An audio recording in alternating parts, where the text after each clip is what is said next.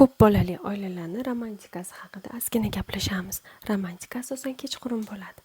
Uni hamma har xil tushunadi, lekin noto'g'ri xayolga bormaymiz. Men uchun romantika kechqurun ramyon yeyish, ayniqsa bolalar uxlaganda, ayniqsa ering bolalarni uxlatib turganda ketdik birga ramyon tayyorlaymiz. Ramyonimiz pishguncha dermatologiyadan ozgina dars tayyorlaymiz.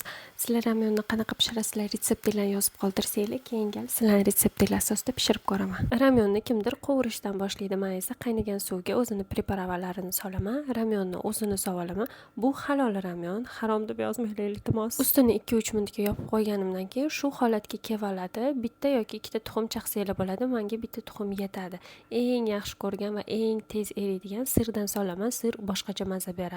Men gauda sirini juda ham yaxshi ko'raman. Sosiska, kolbasa sosanglar ham bo'ladi, lekin menga ular yoqmaydi, chunki boshqacha ta'm bo'ladi. Eng yaxshisi menga shunaqangi zelinlar yoki ko'k piyoz solingani. Ustini yana 3 minut damlab qo'ysak, shunaqa holatga keladi, shunaqa mazali bo'ladi. Bay maza qilib yeymiz. Kelinglar, hammamiz maza qilamiz. Ana romantika-yu, mana romantika. O'zinglarning ham retseptlarni yozib ketinglar. Bunaqa ovqatni qanaqa yeysiz deb yozmanglar iltimos. Ovqati yaxshi yomoni bo'lmaydi.